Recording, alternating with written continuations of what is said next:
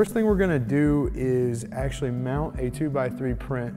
This is the standard operation of this table. Doesn't matter if I'm mounting large boards, small boards, if I'm mounting laminate directly to print vinyl. This is the standard technique. So the first thing we're going to do is always, make sure we've got a good clean substrate.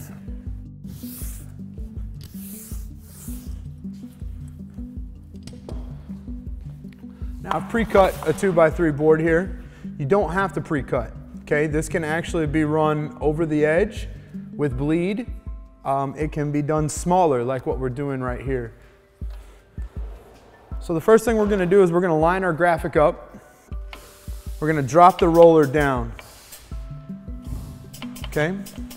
Once that graphic is in place, it's not gonna move, which is gonna allow us to hold it edge to edge. If we need to hold a straight line for 9, 10 feet, we can do that. Once I drop that roller down, my substrate won't move and my graphic won't move. So I've got the roller dropped down. I'm gonna come back to about 2 o'clock on the roller. I'm actually gonna start peeling the backer back. I'll use my right hand and touching that adhesive as little as possible. Use my right hand to hold the vinyl and my left hand will fold the flap of the paper backer underneath. And we're just gonna roll it right over. Come right back on. I'm gonna make sure I don't get into the crease where I started. Take my vinyl over. I'm gonna grab my flap, pull that paper backer, give myself plenty of space. If we allow the paper backer to get into the roller, that's when we can cause wrinkles. So we're gonna keep that paper backer as far back as we can. And we've just mounted a 2x3 sign.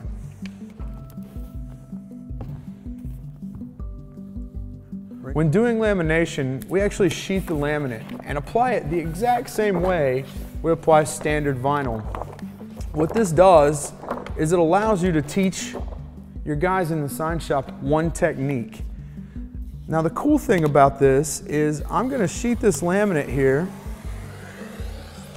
and I don't have any waste.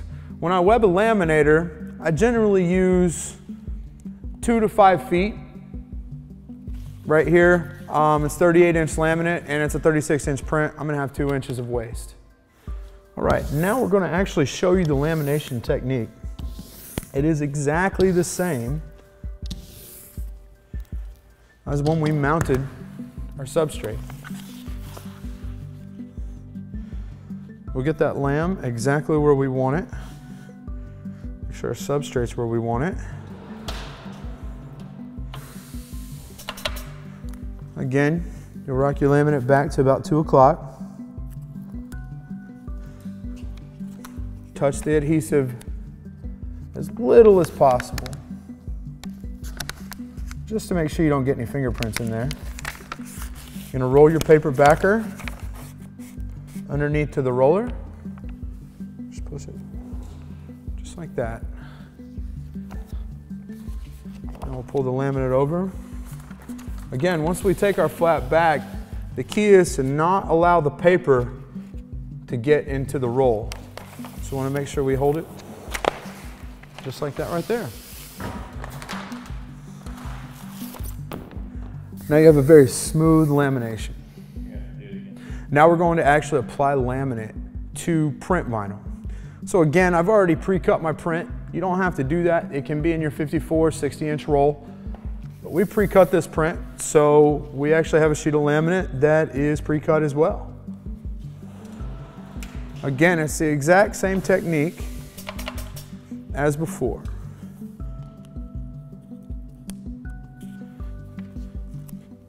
Two or 3 o'clock on the roller. Give yourself a little space. I'm going to touch it as little as you can. Roll your backer underneath. Make sure that you don't roll your roller right over that line that you just created. If you do, that'll give you your standard laminator mark. All right, now when you're doing this, again, make sure the paper doesn't get into the roller. And 2, you're gonna see your graphic come off the table just a little bit. That's okay.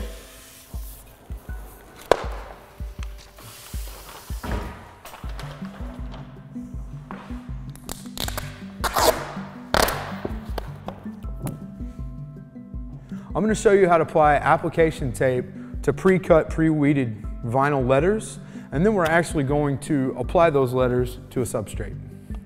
So the first thing we're going to do is put our application tape on the roller. Make sure that the adhesive is pointing towards the ceiling, okay? So what we'll do is we'll actually roll that adhesive tape underneath and make sure it's pretty straight, and then we'll get our pre-cut letters ready to go. So we're going to drop that roller right down, put our letters in, okay? We don't have to go very far. This is a small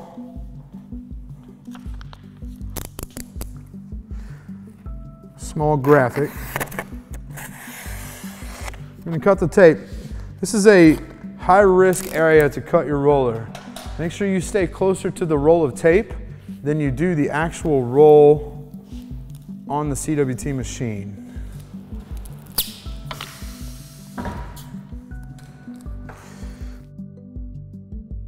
We'll just trim it right out on the cut mat here.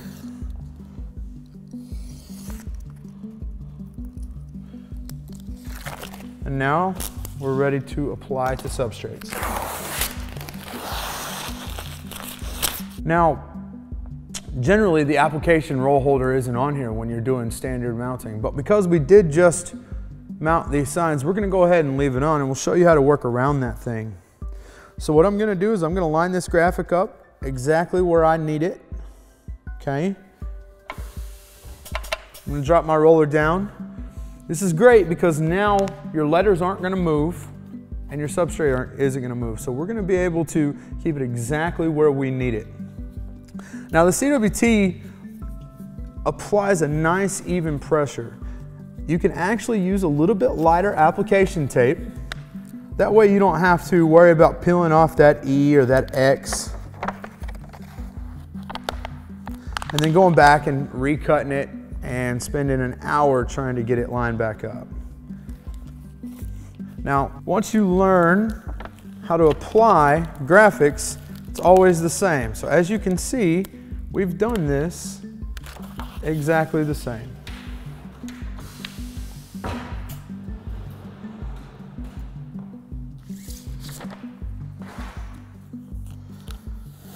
Peel back my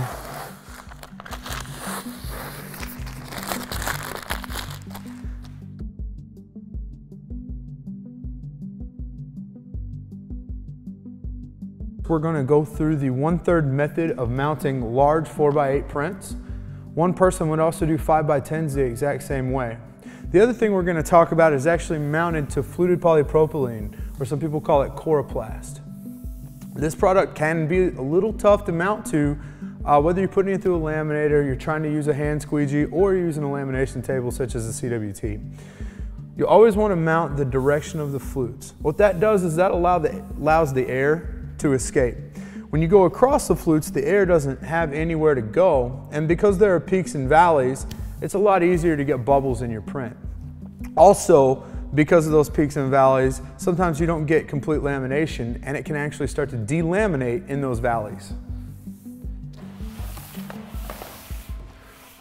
So what we're going to do is we're going to set our 4x8 right in the center. I want to make sure that graphic is completely lined up. Now when I'm mounting large prints, it's really hard to reach across and actually touch the vinyl. So you're always going to work from one end of the table. So what we'll do is we'll get the print exactly where we want it. We'll drop it down. Once that roller is dropped down, again, it's not going to move. So we don't have to worry about it. Now we can actually roll our vinyl back, start here from the end of the table, and peel the backer.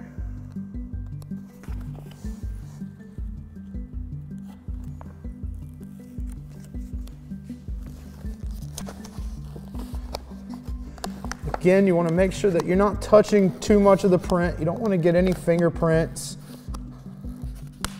If I was actually applying lamination, I would do it exactly the same way. One person can actually mount 40 to 45 4x8 boards in an hour.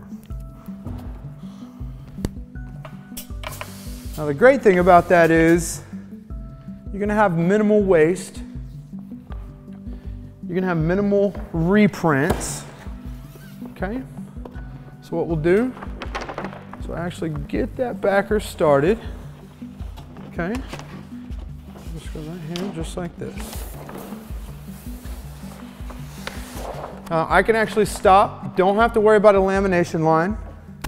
Actually resituate so I keep myself in a nice, comfortable area.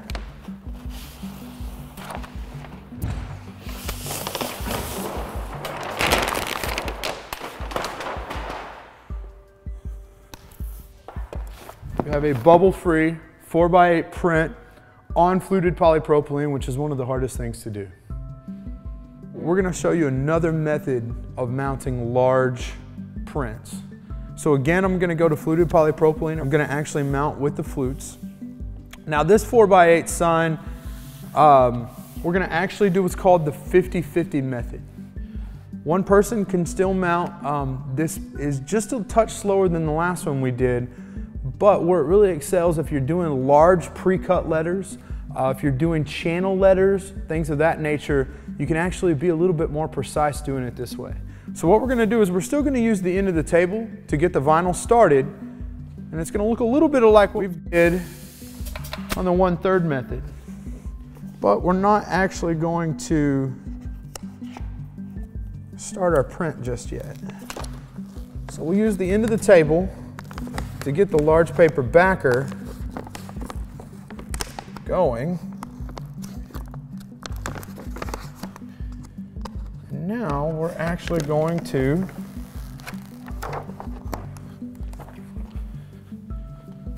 work from the side of the table. We're going to keep the vinyl tight to the roller. We're actually going to pull that vinyl back, keeping it straight, away from the paper. About 50% of your print, okay? Peel that vinyl all the way back. And I'm actually going to use my handy cutter here. We're going to leave ourselves, I don't know, maybe about a 6-inch leaf. I'm going to cut this backer right away, get it out of the way. Some of you guys may recognize this method because it looks a lot like the old standard hand squeegee method. So again, we'll just roll that right under. Doesn't have to be perfect. Okay. We're actually gonna get our vinyl going.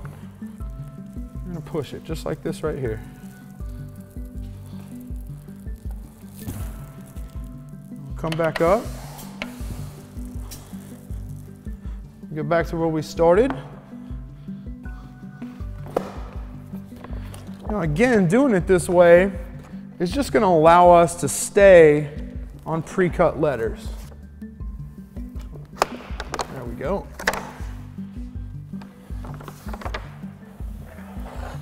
I'm going to get that started. We're going to peel it straight away. Again, don't be afraid to stop and adjust. You don't want to get outside your comfort zone. And there we go. 50-50 method. Again, a flawless print.